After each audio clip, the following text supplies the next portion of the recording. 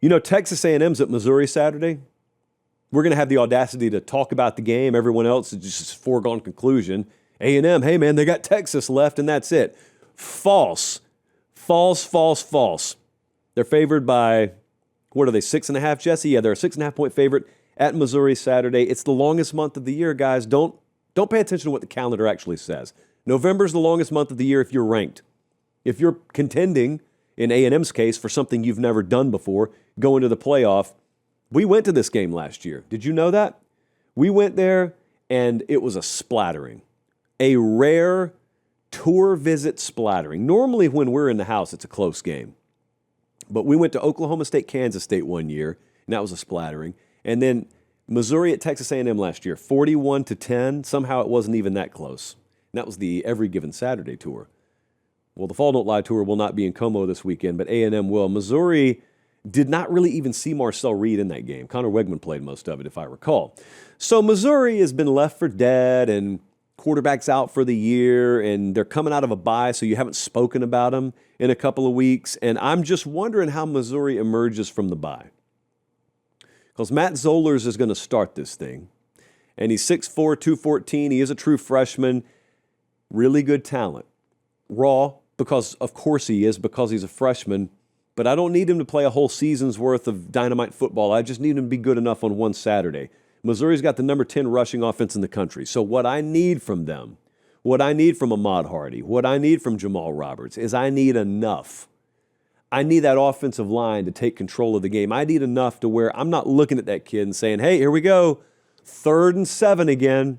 Get the job done. That's not fair.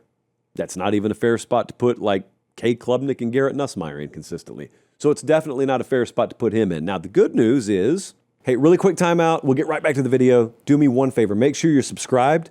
It helps us keep the show free. It helps us keep the lights on. It helps us keep doing college football year-round, and we appreciate it. All right, back to the video.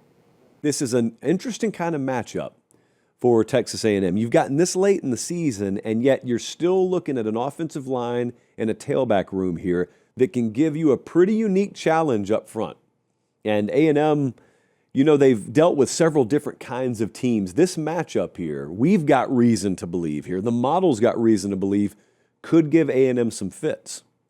And could end up, if you don't take care of business, if Marcel Reed and that passing attack doesn't take care of business and you're not putting what you should put up on the board, and you've scored 40-plus 2 consecutive weeks, if you're not doing that, Missouri can just slowly put their hands around your neck and start to just squeeze, and all of a sudden you can't breathe, and it's too late. That can be this kind of game. It has to be that kind of game for Missouri. Now, if A&M earns the right to rush the passer, it's over.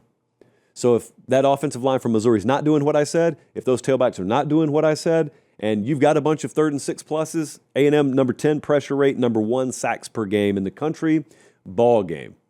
Missouri cannot win a game that way. A&M's offense, like I said, 40-plus points back-to-back games. They're also off a bye. They are, in a perfect world, going to be shot out of a cannon. They're gearing up for a stretch run. Mario Craver, Casey Concepcion should have favorable matchups each out wide here. But look, Missouri's a top 10 pressure rate team too.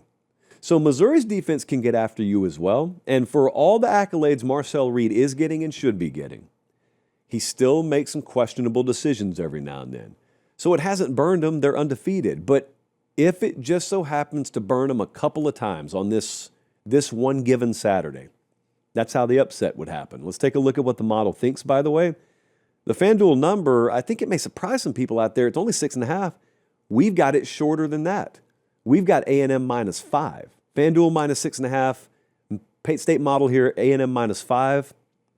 So I'm actually, because I don't have a strong feeling on it, I'm following the model. I think it's going to be a one-possession game.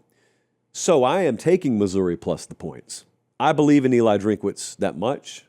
I believe in the backup quarterback theory that much. The galvanization effect it has on a roster, especially coming out of a bye, especially because your season's not over. Missouri's still in the thick of the playoff hunt. It's just people have written them off because they assume, well, once your quarterback goes down, your season's over. Not until you lose games, it's not. So I'm going to take Missouri to cover. A&M somehow, some way, very close win. Upset wouldn't shock me here at all. And I'm high on A&M. It's hard to go undefeated, man.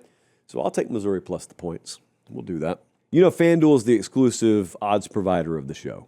Yes, yes, yes, yes. We all know that. Well, I know some of you out there, you like to bet sides. Some of you like to bet totals. Some of you, like in the pro game, you do player props and stuff like that. You don't have to do any of that. In fact, you don't have to bet at all. But if you want a different option and you do want to bet, you know they've got team props over there.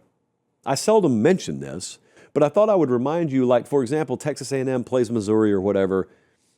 If you just want to bet Texas A&M total rushing yards as a team or total receiving yards as a team, you can go do that.